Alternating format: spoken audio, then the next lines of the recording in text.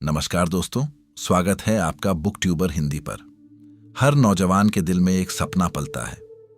कोई बड़ा आदमी बनना चाहता है, कोई नाम कमाना चाहता है, तो कोई बस इतना चाहता है कि जब वह आईने में खुद को देखे तो गर्व से मुस्कुरा सके। ऐसा ही एक सपना था जापान के कित्सु शहर के एक लड़के के दिल में। वो एक अमीर व्यापारी का बेटा था। उसके पास सब कुछ था, शानदार घर, पैसा, नौकर चाकर, आराम की जिंदगी। मगर एक चीज की कमी थी, सुकून। क्योंकि उसका दिल वहां नहीं था जहां उसकी जिंदगी चल रही थी। उसके पिता हमेशा कहते, बेटा व्यापार के गुण सीखो, यही तुम्हारा भविष्य है। मगर लड़का हर बार चुप हो जाता, क्योंकि उसका सपना कुछ और था। वो चाहता था कि लोग उसे उसके नाम से पहचाने, न कि उसके पिता के नाम से। उसे तीर कमान की दुनिया भांति थी। समुराई उसकी प्रेरणा थी। जब भी कोई योद्धा शहर में आता, वो उसकी परछाई बन जाता। मगर घर में ऐसा जुनून एक बगावत की तरह लगता था। परिवार वालों ने उसे समझाया, डांटा, यहां तक कि डराया भी। अगर व्यापार नहीं सीखा तो जिंदगी में क्या करोगे? ये सब बेकार की चीजें हैं। लेकिन लड़के ने एक दिन अपने पिता से साफ कह दिया, मैं अपने दम पर कुछ बनना चाहता हूं। मैं जापान का सबसे बेहतरीन धनुर्धारी बनना चाहता हूं। कुछ देर की खामोशी के बाद पिता ने उसकी आंखों में झांका। शायद उन्होंने वहां वो जिद और सच्चाई देख ली जो किसी भी असली सपने में होती है। उन्होंने कहा, ठीक है, तुम्हें 3 साल देता हूं। हर साल मुझे दिखाओगे कि कितनी तरक्की की है। अगर मुझे लगा कि तुम भटक रहे हो तो वापस आकर व्यापार संभालना होगा। लड़के ने 2 दिन में ही अपनी तैयारी पूरी कर ली। 4 घोड़े, एक सहायक और कीमती सामान लेकर वह निकल पड़ा। कई दिनों के सफर के बाद वह एक जैन मास्टर के पास पहुंचा, जो पूरे जापान में अपने युद्ध कौशल और धनुर्विद्या के लिए मशहूर थे। मगर वो उतने ही रहस्यमय भी थे। कभी कभी महीनों तक किसी नए शिष्य को नहीं लेते थे।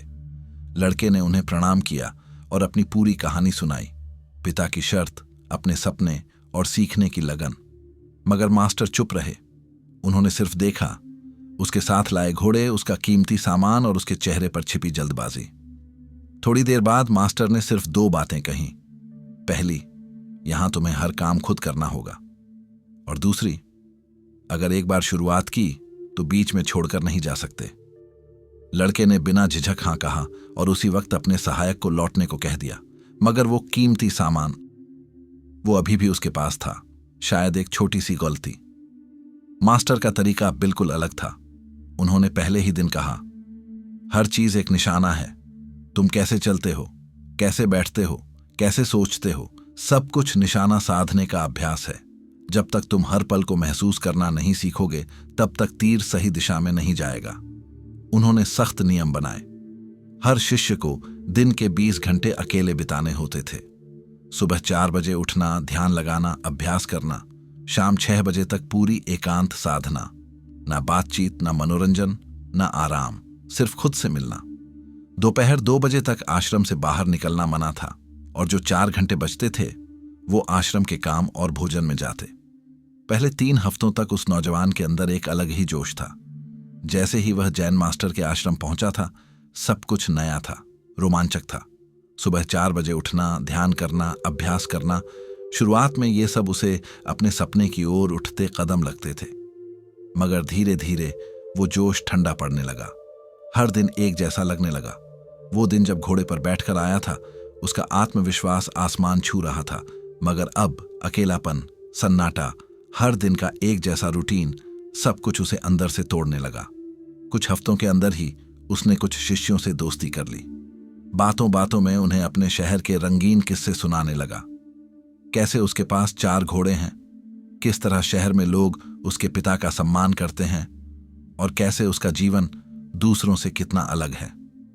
वो अपने कीमती सामान निकाल कर दिखाता, कुछ महंगे कपड़े, धातु की नक्काशी वाला तीर कमान और एक छोटी सी सोने की मूर्ति जिसे वह भाग्यशाली मानता था। कुछ शिष्य उसकी तरफ खींचने लगे। किसी को उसका अमीर होना आकर्षित कर रहा था, तो किसी को यह सोचकर दोस्ती करनी थी कि भविष्य में काम आ सकता है। धीरे धीरे यही दोस्ती उसके लिए एक जाल बन गई। अब वो अभ्यास से जी चुराने लगा। ध्यान में बैठा होता, मगर मन भागा रहता। मौका मिलते ही वो और उसके दोस्त जंगल की ओर निकल जाते, जहां वे आग जलाकर देर रात तक हंसी मजाक करते, पुराने किस्से सुनते और समय उड़ता चला जाता। रात को देर से लौटने के बाद वह सीधा सो जाता और सुबह उठते ही उसकी आंखें भारी रहती, ध्यान बिखरा रहता। उसकी कमर झुकी रहती और हाथ कांपते थे जब वह तीर चलाने की कोशिश करता। फिर एक दिन मास्टर ने उसे अपने पास बुलाया। वह शांत थे, मगर उनकी आंखों में सब कुछ साफ था। उन्होंने कहा, मैं जानता हूं कि तुम रात को आश्रम में नहीं रहते। तुमने वादा किया था कि पूरी निष्ठा से मेहनत करोगे, लेकिन तुम अब सिर्फ वक्त काट रहे हो।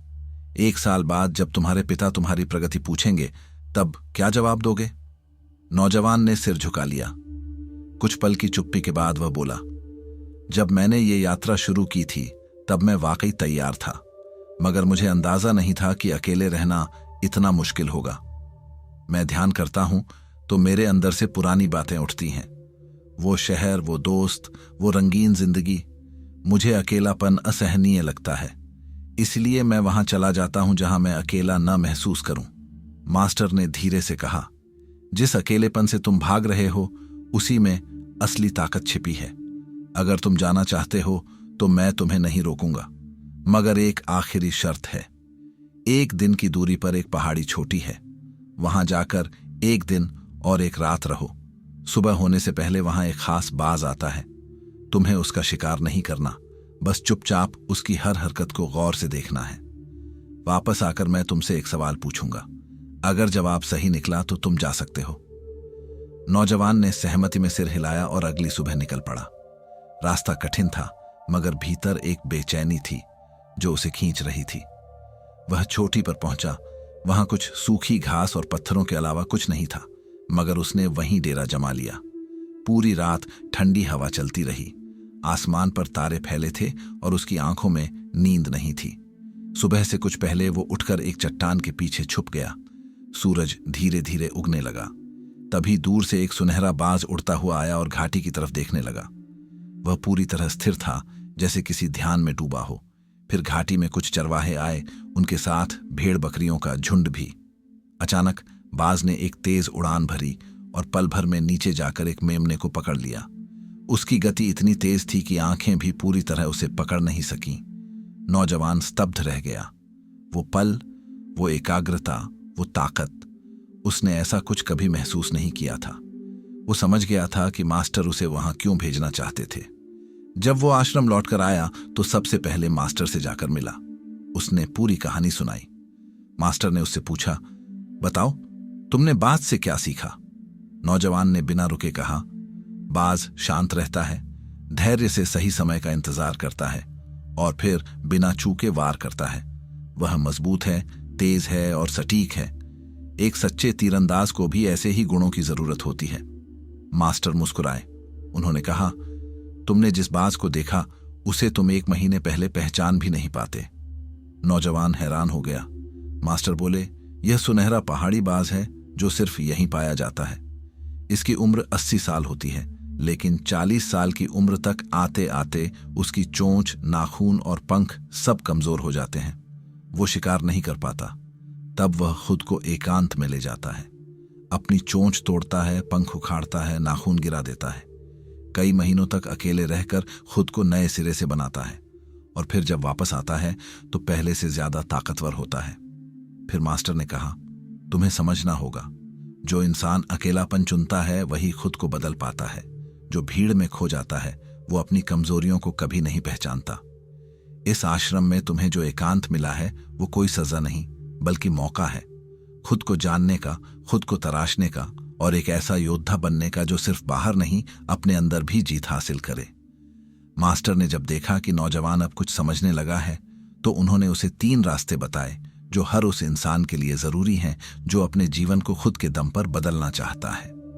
पहला रास्ता था अपने उद्देश्य को हर सुबह याद करना। मास्टर ने कहा, तुम यहां क्यों आए थे ये कभी मत भूलना। तुम सिर्फ तीर चलाना सीखने नहीं आए थे, तुम खुद को साबित करने आए थे, अपने पिता की नजरों में इज्जत कमाने और खुद से ये कह पाने कि तुम अपने दम पर कुछ बन सकते हो।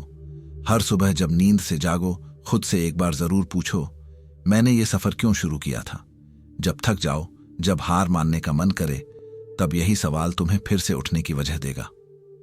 दूसरा रास्ता था अभ्यास में संतुष्टि ढूंढना। मास्टर ने कहा, अगर हर बार अभ्यास करते हुए तुम्हारा मन किसी इनाम की उम्मीद करेगा तो तुम हमेशा अधूरे रहोगे। अभ्यास को ही अंत समझो। तीर चलाना, सांस लेना, ध्यान करना, इनमें इतना खो जाओ कि बाहर की दुनिया का कोई आकर्षण तुम्हें छू भी न सके। जब मन को अभ्यास में लगाना सीख जाओगे तो जीवन में स्थिरता खुद आ जाएगी। तीसरा रास्ता था प्रकृति में ध्यान करना। मास्टर बोले, किसी पेड़ के नीचे चुपचाप बैठो और बस अपनी सांसों को महसूस करो। मत भागो अपने विचारों से, बस उन्हें आते जाते देखो। धीरे धीरे तुम्हारा मन शांत होगा और उस खामोशी में तुम महसूस करोगे कि तुम अकेले नहीं हो, तुम इस पूरी प्रकृति का हिस्सा हो। जब यह एहसास होगा तो अकेलापन भी दोस्त बन जाएगा। इन तीनों बातों को सुनते ही नौजवान के चेहरे पर एक अलग ही चमक आ गई। उसकी झुकी हुई गर्दन फिर से सीधी हो गई, आंखों में एक नई दृढ़ता दिखी। अब वह वही लड़का नहीं था जो अकेलेपन से डरता था। अब वह एक साधक था जो अपने लक्ष्य के लिए तप करने को तैयार था। उसने उस पल ठान लिया कि अब वह आश्रम नहीं छोड़ेगा। वह हर नियम का पालन करेगा, हर दिन खुद को थोड़ा और निखारेगा और एक दिन अपने पिता की आंखों में वो गर्व देखेगा जो सिर्फ अपने दम पर खड़ा हुआ बेटा हासिल करता है।